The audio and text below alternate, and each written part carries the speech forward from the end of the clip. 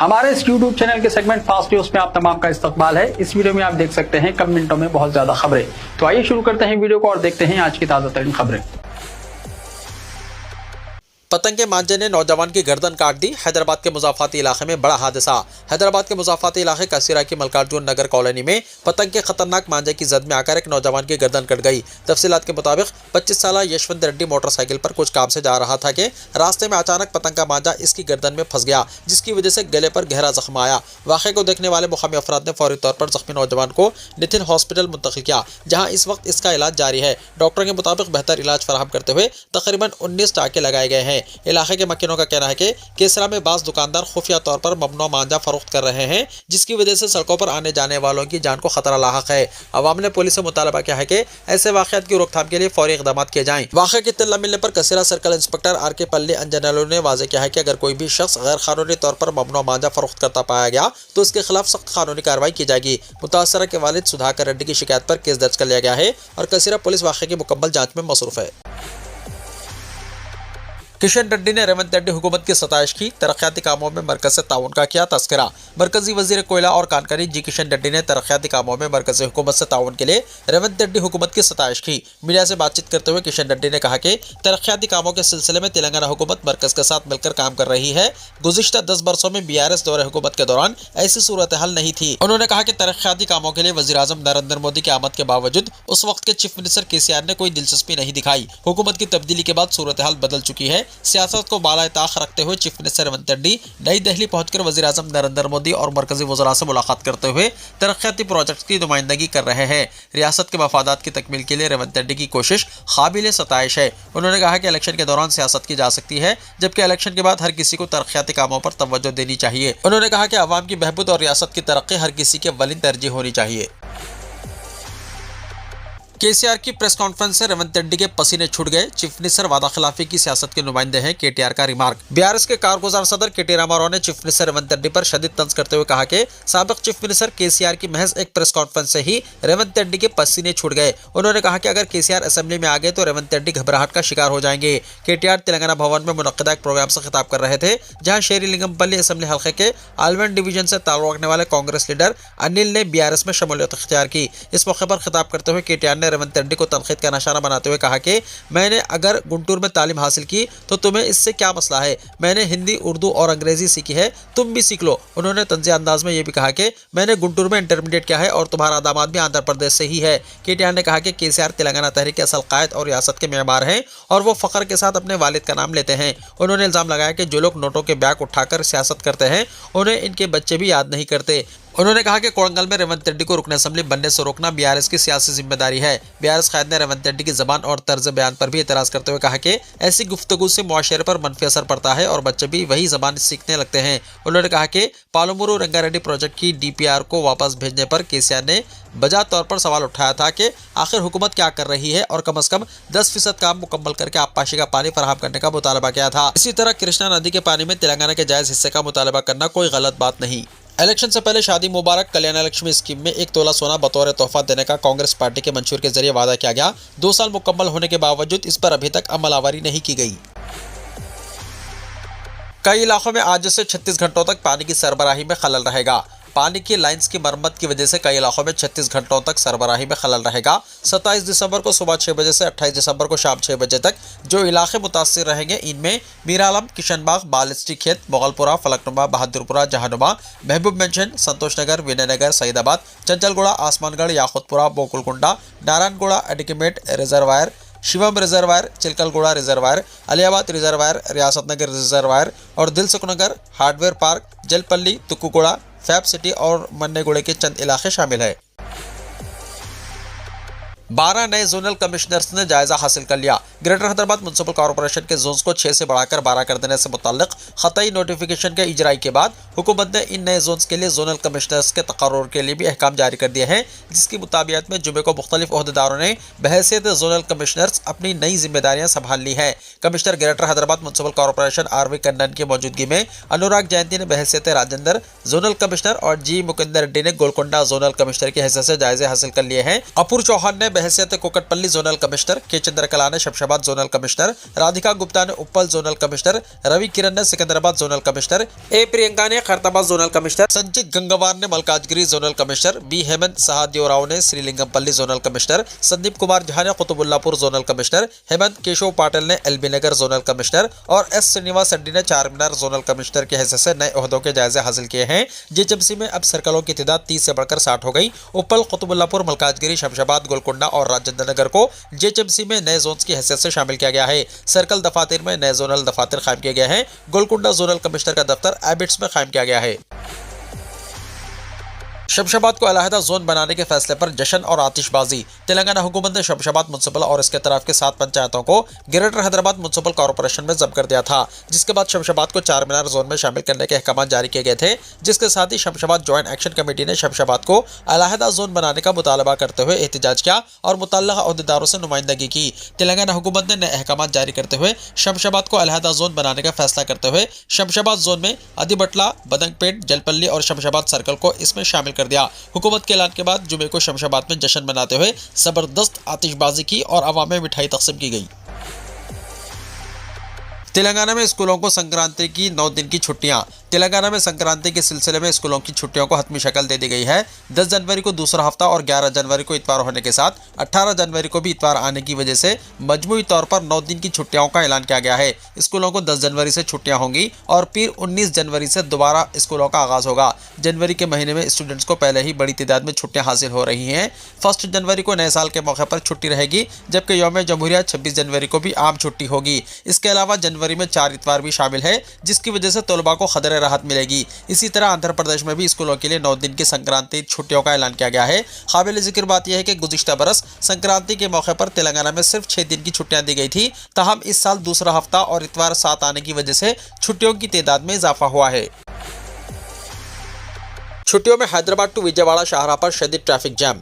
तवील छुट्टियों के दौरान अपने आबाई इलाकों का रुख करने वाले मुसाफिरों की बड़ी तादाद की वजह से अब्दुल्लापुर मिट के करीब हैदराबाद टू विजयवाड़ा कौमी शाहराह पर शदीद ट्रैफिक जैम देखने में आई। सड़क पर गाड़ियां आहिस्ता आहिस्ता रेंगती नजर आई, जिससे मुसाफिरों को शदीद मुश्किलात का सामना करना पड़ा। ट्रैफिक पुलिस के मुताबिक हैदराबाद आउटर रिंग रोड यानी ORR से विजयवाड़ा हाईवे की जानिब जाने वाली गाड़ियों की रफ्तार इंतहाई सुस्त रही। छुट्टियों की वजह से अचानक ट्रैफिक में इजाफा और जारी सड़क तोसी कामों ने सूरत हाल को मज़ीद खराब कर दिया। इलाके में सड़क की चौड़ाई के काम जारी हैं, जिसकी वजह से कई मुकामात पर बोतलनेक यानी बोटलनेक पैदा हो गया है। टूल लाइन कम होने की वजह से लंबी कतारें लग गई और बसों, कारों और दीगर गाड़ियों को घंटों इंतजार करना पड़ा।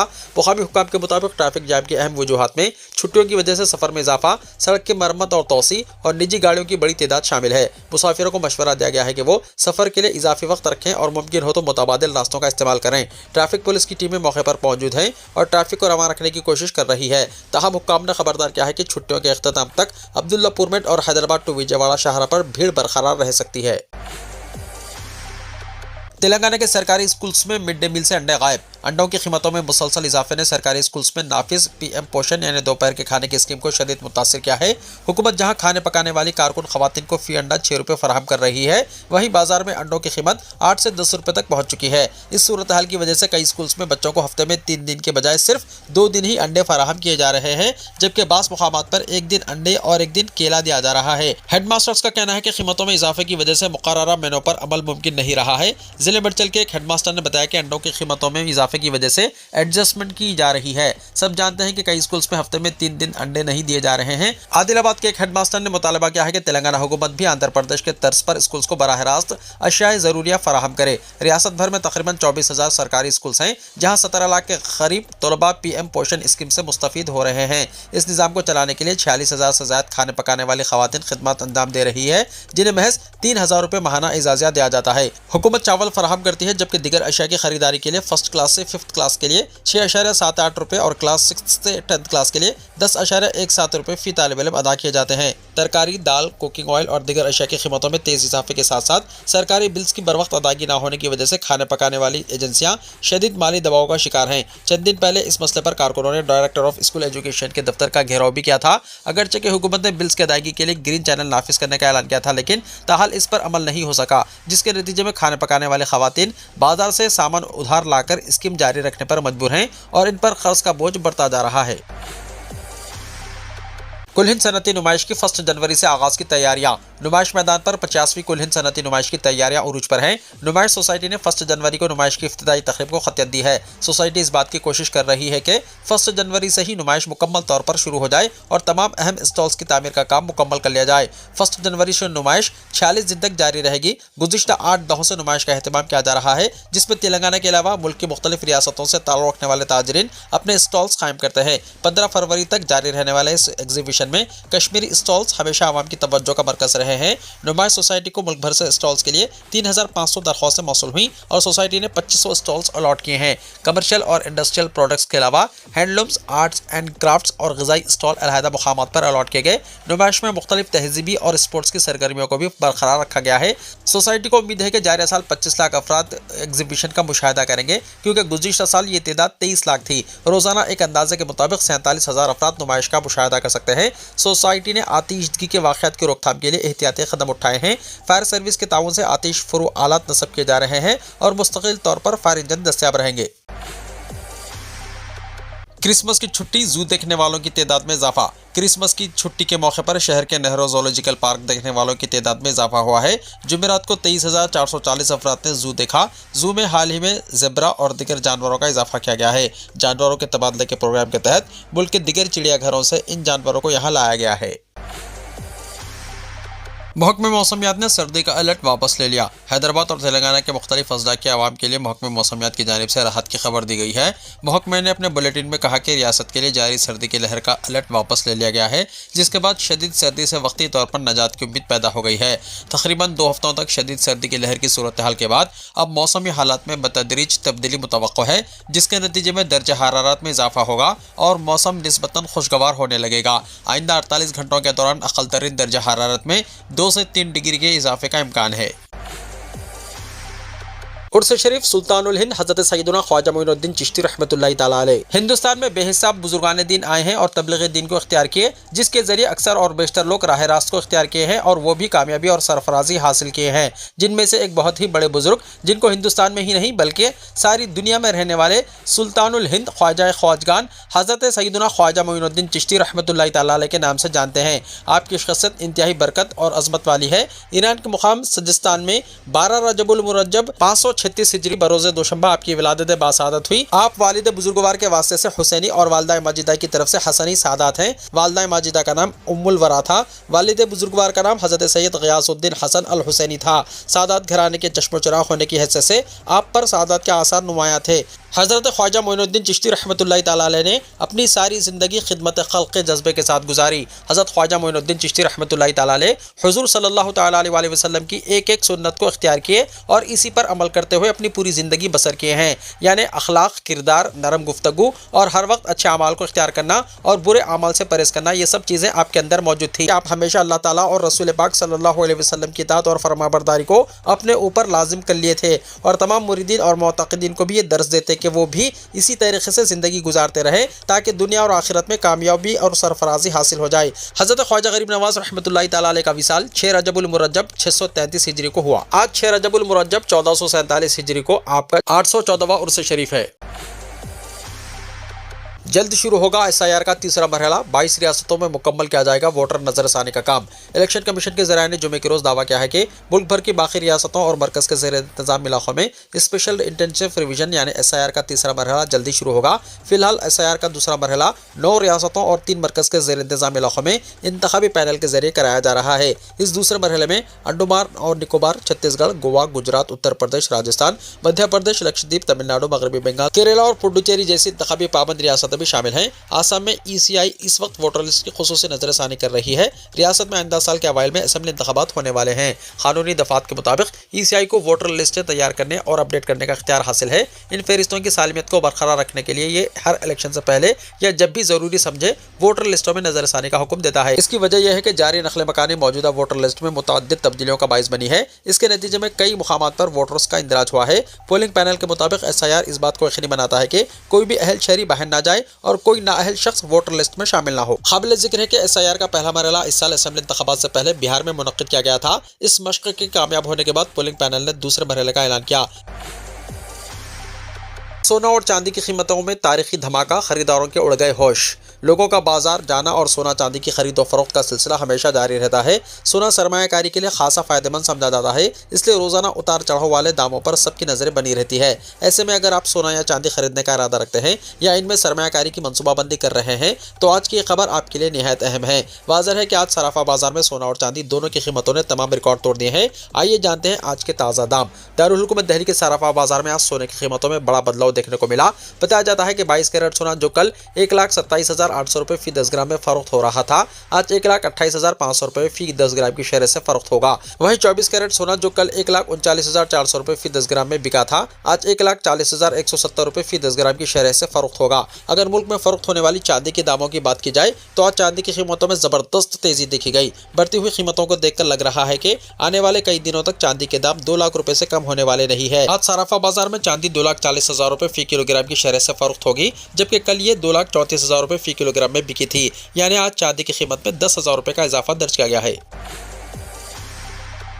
रबीउल आखिर में मस्जिद नबवी में 23 मिलियन मुसलमानों ने इबादत की। जुमादी सानी में 23 मिलियन से ज्यादा मुसलमानों ने मस्जिद नबवी में हाजिरी दी और इबादत का अहतमाम किया। ये दादोशुमार इस जामी निज़ाम के जरिए सामने आए हैं जो मस्जिद नबवी के अंदर लोगों की आमदोरफ्त और इबादत के मामलात को मुनज़्ज़म करता है और सहूलियात फराहम करता है।